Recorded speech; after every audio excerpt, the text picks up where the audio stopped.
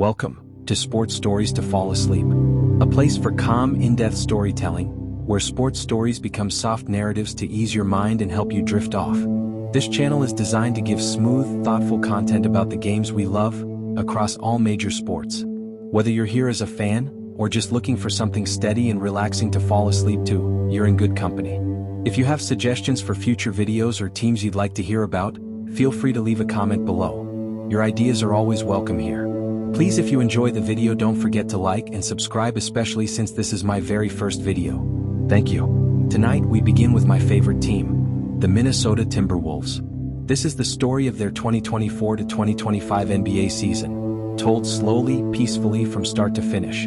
From draft night and the summer moves, all the way through the playoffs. Sit back, relax, drift asleep, and enjoy. Chapter 1. Draft Night, Summer League and the Offseason. June 26, 2024. Barclays Center, Brooklyn, New York. Draft night arrived quietly for the Minnesota Timberwolves. They held the 27th overall pick. No lottery buzz, no flashy rumors. Just patience, and a veteran roster already built to win. But that silence didn't last. As the top 10 picks unfolded, murmurs turned into headlines. Minnesota had made a move. With the 8th overall pick, the San Antonio Spurs selected Rob Dillingham, the electric scoring guard from Kentucky. Moments later, news broke. He was heading to Minnesota. The Wolves had pulled off a bold trade, acquiring Dillingham in exchange for multiple future picks, including a protected 2030 first-rounder.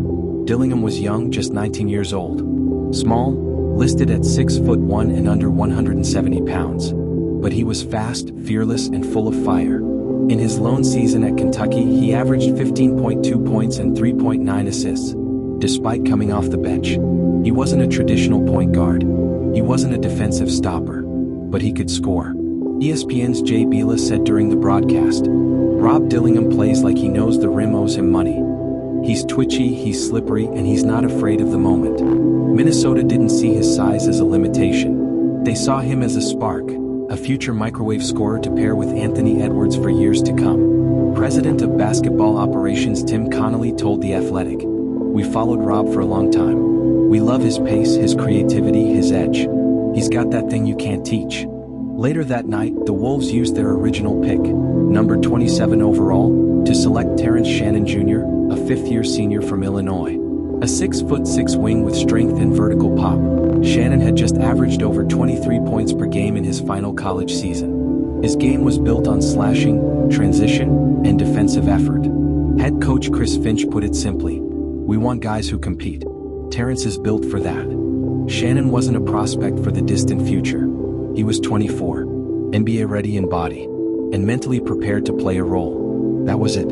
No second-round picks. No extra drama. Just two additions. One, a teenage scoring guard with sky-high potential. The other, a grown man wing ready to battle for minutes now.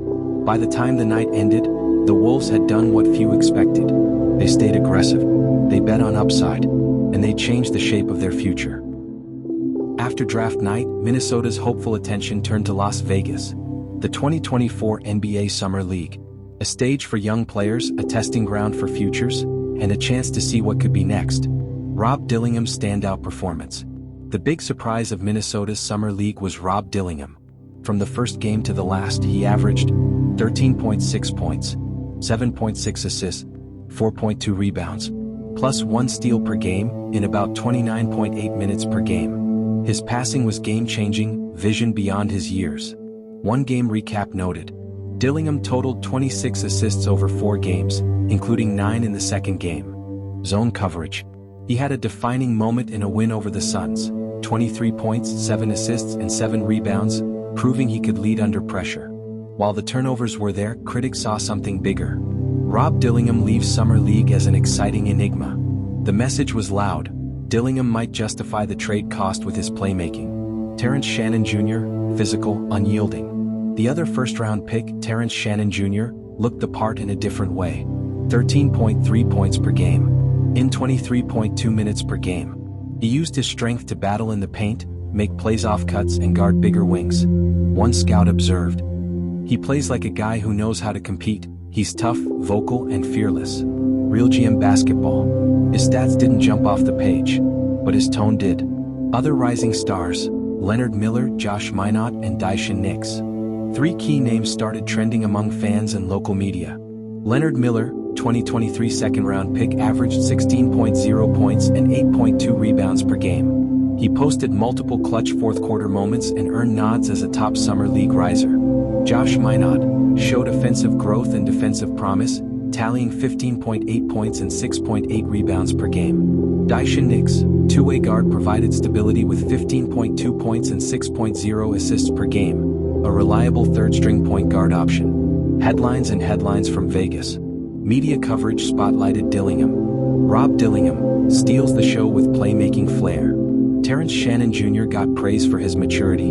Shannon's physicality reveals more depth to Wolves' bench.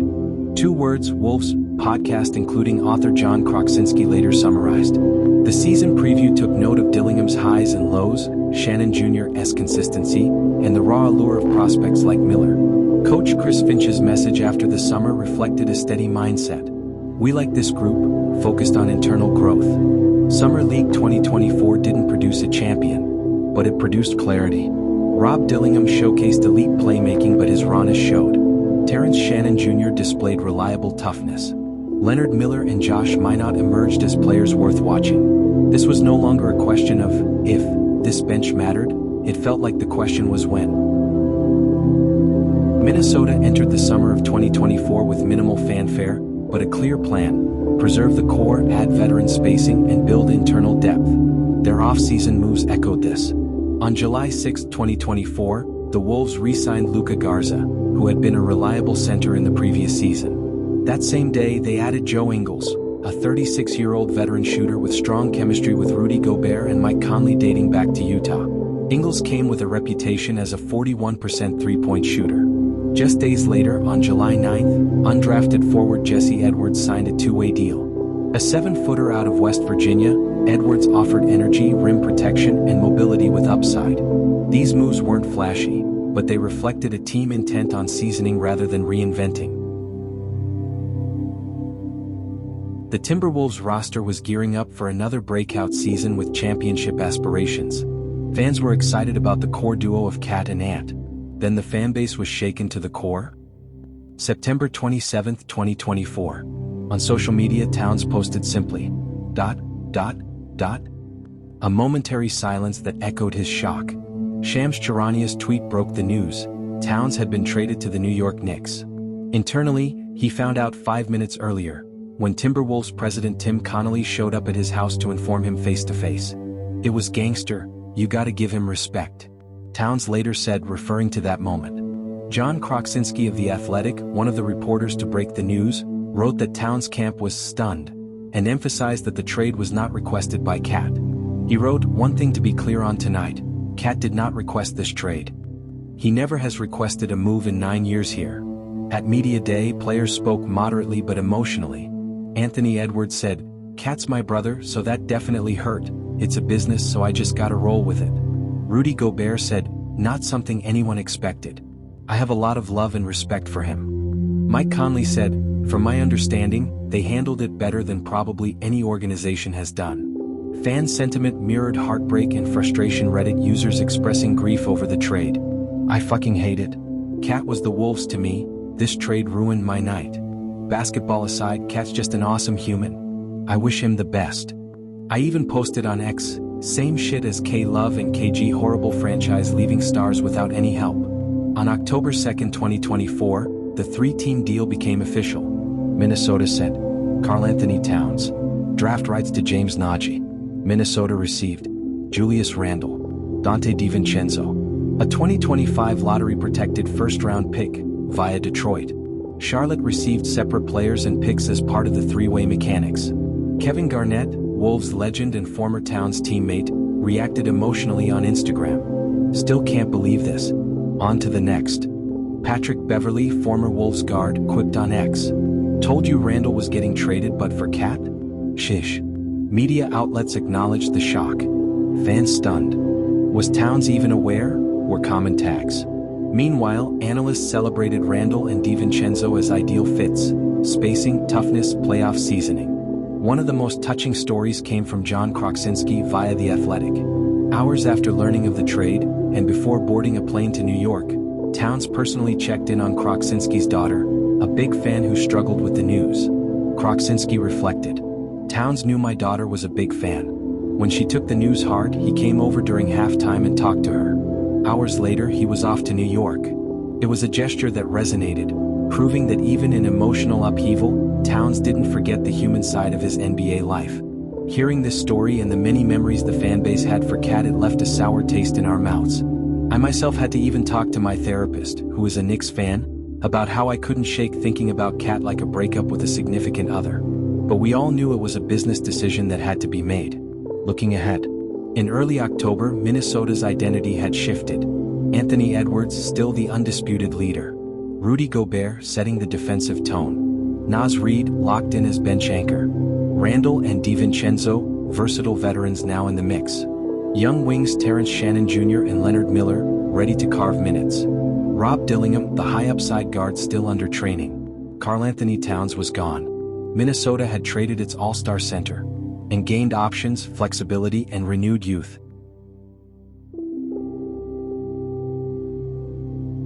Chapter 2, Opening Night through early December 2024. The Timberwolves began the season on the road, setting a tone right out of the gate.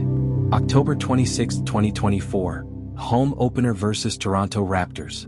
New additions Julius Randle and Dante DiVincenzo struggled in their debut, shooting just 8 of 21 and 3 for 11 from deep. Randle was candid, "We've got to get rolling." Minnesota fell 110 to 103, a slow start that exposed early chemistry questions.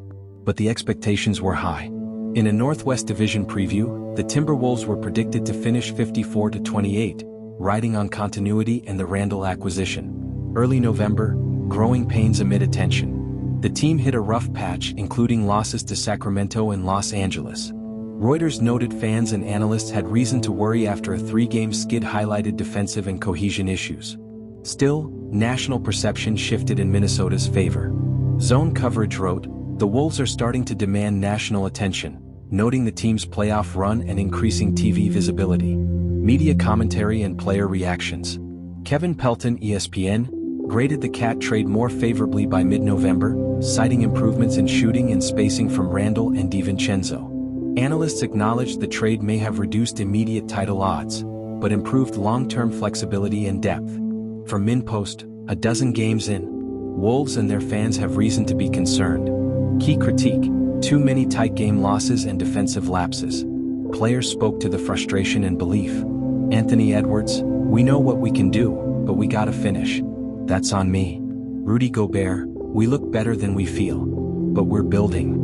Julius Randle, after improving performances later in October, "Getting comfortable.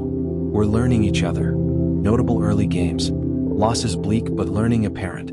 Versus Boston Celtics. A tight 105 to 107 loss showed offensive potential but defensive hangups were costly. Versus Houston Rockets. A 117 to 111 defeat featured a heroic 30-point night from Anthony Edwards, but defensive misreads remained. Despite losses, chemistry grew.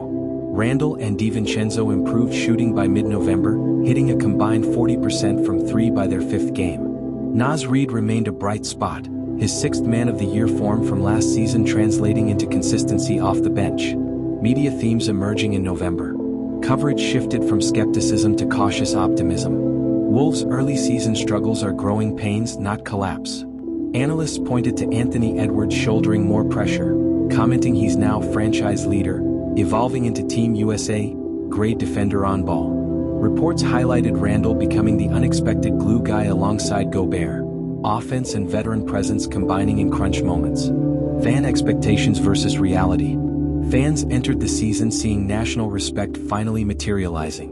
Analysts consistently listed Minnesota among the top 3 to 5 championship contenders. That national attention brought pressure and scrutiny, giving media reason to question each close loss. The season's first quarter wasn't perfect, but it was telling. Minnesota stumbled early, but it learned. National perception raised expectations, and mirrored the high-octane demands placed on its new-look roster.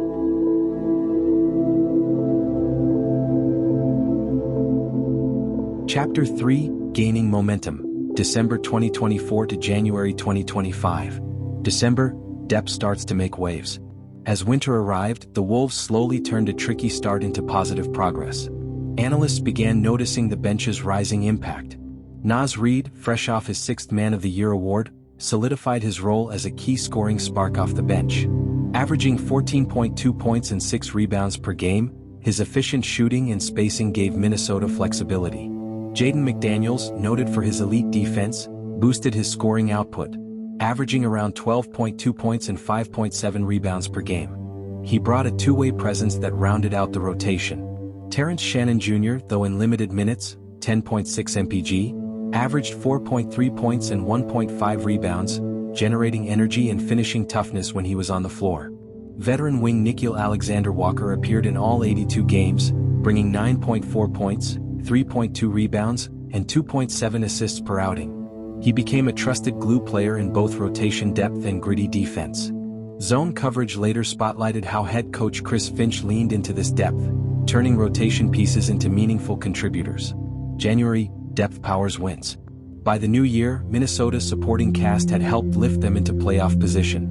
Jaden McDaniels broke out with several 20-plus point games. In early February, he dropped a season-high 30 points to spark a comeback win over the Portland Trail Blazers. Naz Reid was routinely the first player off the bench.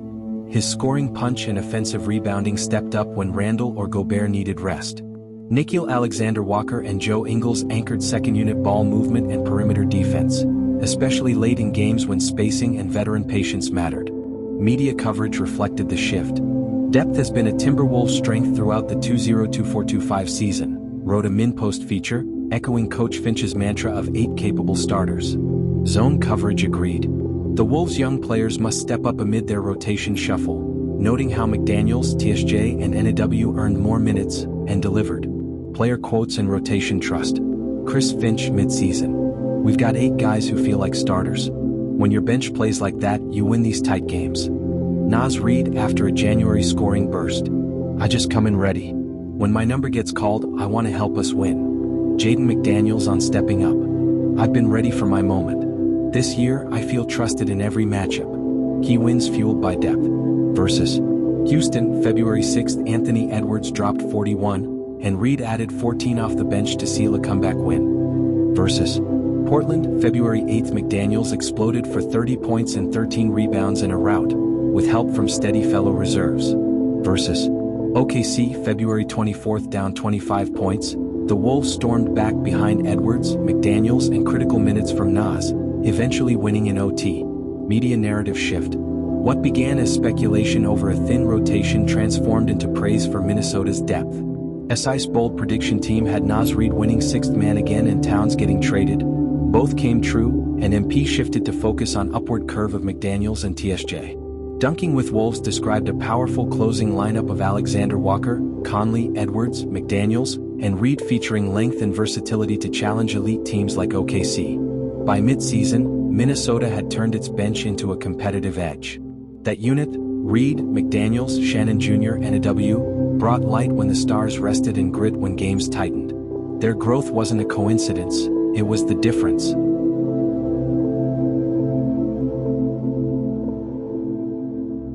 Chapter 4, Mid-Season Peaks and Trade Deadline, February, early April 2025. February and March, Minnesota hits its stride.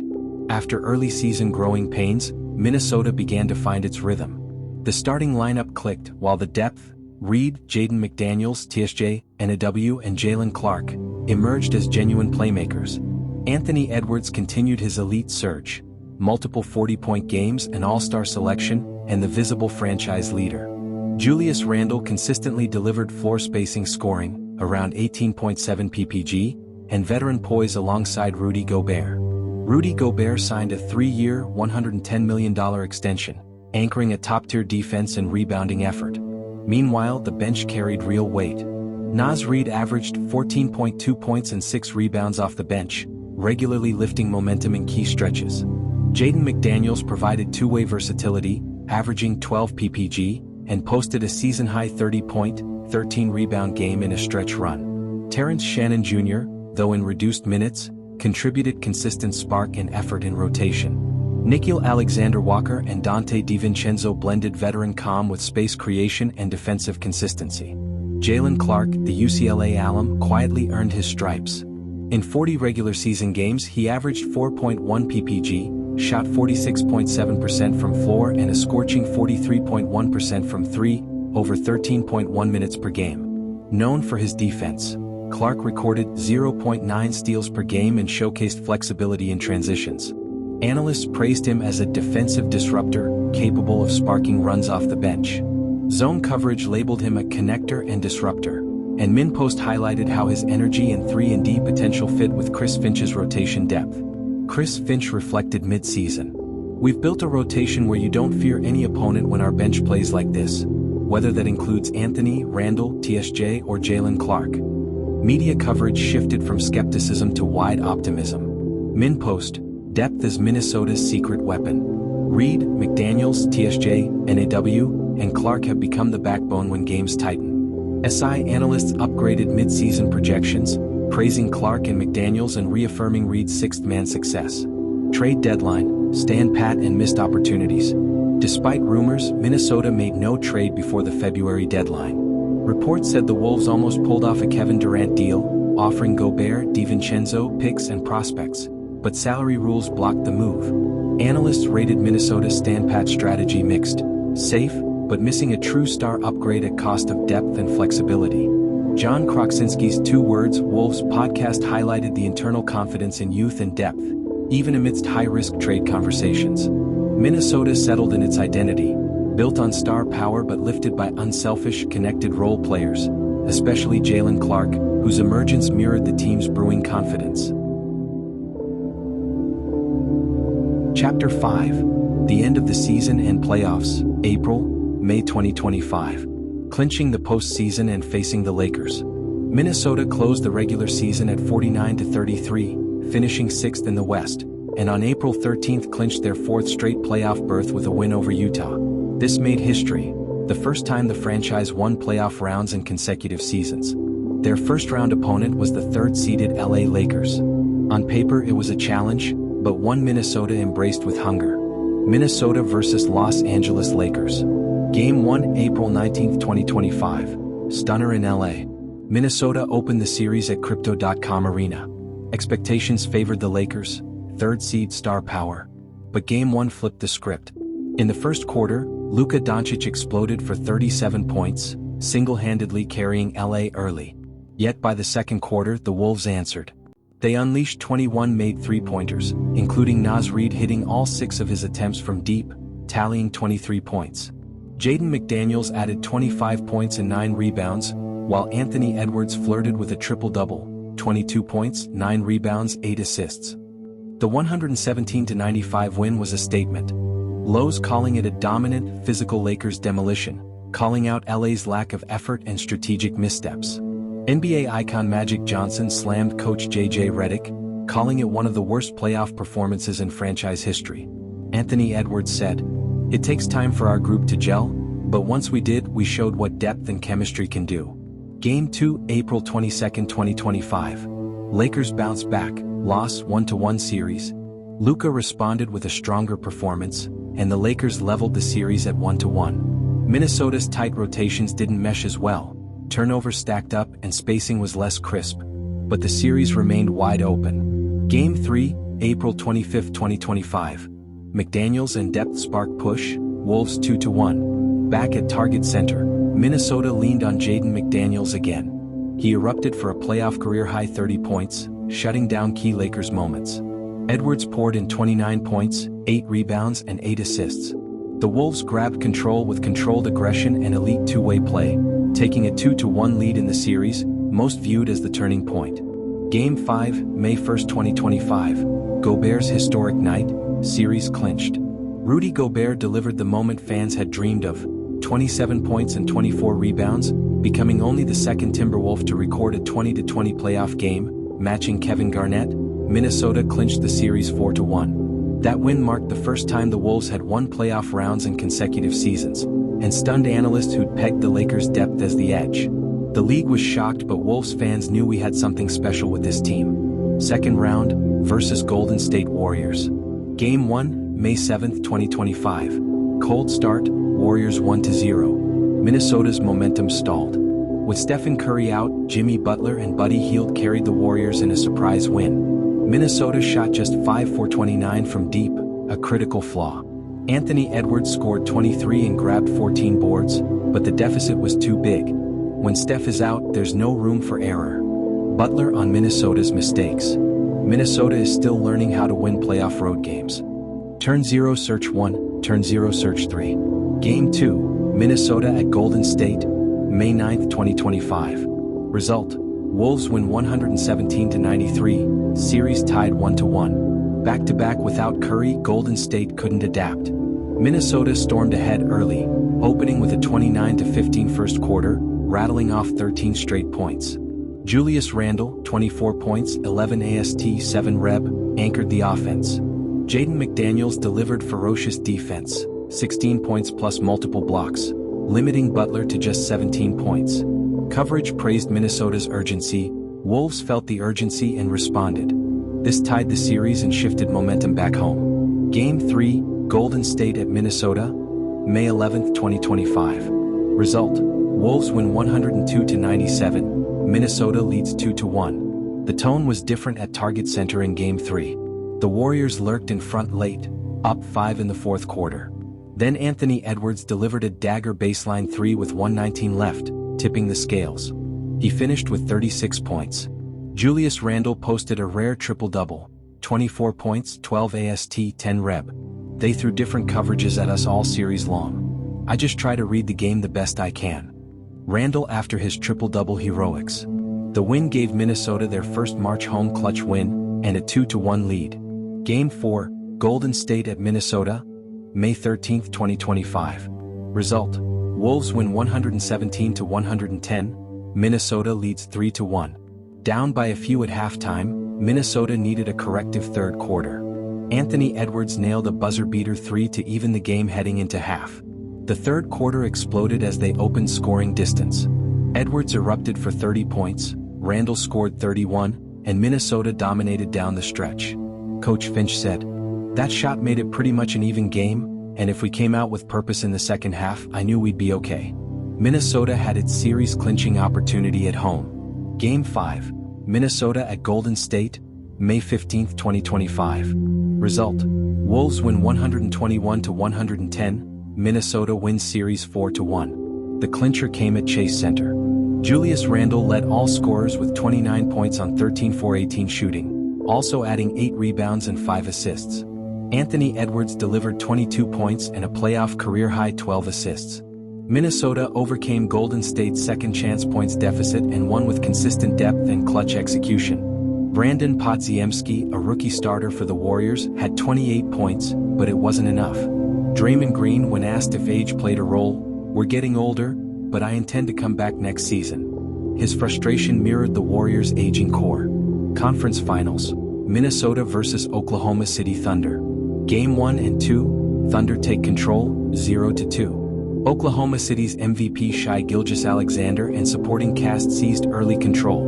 Game 1, Wolves struggled to match OKC's rhythm, with Thunder taking Game 2 via a decisive third-quarter surge. Minnesota trailed 0-2 heading home. Game 3, May 24, 2025. The Thunder collapse, Wolves win 143-101. In a franchise-defining moment, Minnesota erupted, dropping 143 points, including 72 in the first half, a new playoff half record. Anthony Edwards scored 30 points, hauled in 9 rebounds, and dished 6 assists in just 3 quarters. Terrence Shannon Jr. delivered a career game with 15 points in 13 minutes, his energy and finishing electrifying the home crowd. The Wolves bench rushed into a roared-out arena. Their defense suffocated SA, who managed only 14 points on 4 of 13 shooting, while teammate Jalen Williams was held to just 13. Momentum was now firmly in Minnesota's corner. Game 4, May 27, 2025. Narrow loss, Series 3-1 Thunder. Despite a valiant comeback, Minnesota fell 126-128 in a heartbreaker. SJ erupted for 40 points, and OKC hit clutch free throws late. McDaniels poured in 22 points, Alexander Walker added 23, and DiVincenzo chipped in 21, but the depth pushed too late, too hard. Game 5, May 29, 2025. Series ends in OKC sweep 4-1. Shai dominated again with 34 points and OKC never looked back. Wolves were overwhelmed in the first quarter, losing it 9-26, and the deficit ballooned. Despite strong contributions from Jaden Reed and Alexander Walker, Minnesota's season ended in a lopsided 124-94 loss. Reflections on the playoff journey. Anthony Edwards confirmed superstardom, recording multiple 30-plus point playoff games, including an All-NBA caliber Game 3 versus OKC. Rudy Gobert's Game 5 heroics against the Lakers remain historic. Terrence Shannon Jr. emerged on the road, sparking the series in Game 3 with 15 explosive points and sustained energy off the bench. Jaden McDaniels, Naz Reid, Alexander Walker, DiVincenzo, and Jalen Clark all had moments of impact, changing momentum, creating spacing, or anchoring defense. Media summed it up. Minnesota's supporting cast, not just stars, made outcomes possible. Their edge in rotation prevented a total early exit. Season conclusion, legacy, and what comes next. The Wolves reached their second straight conference finals. They defeated the Lakers and Warriors, but ultimately lost to the eventual champions OKC. For the first time in history, they won back-to-back playoff rounds. Depth proved durable, player development remained real, and belief in growth surged. Even in defeat, this season felt like a breakthrough. Thank you for joining the journey. Minnesota's season wasn't just about victories, it was about character, depth, and awakening. This story ends here for now, but their next chapter is already being written.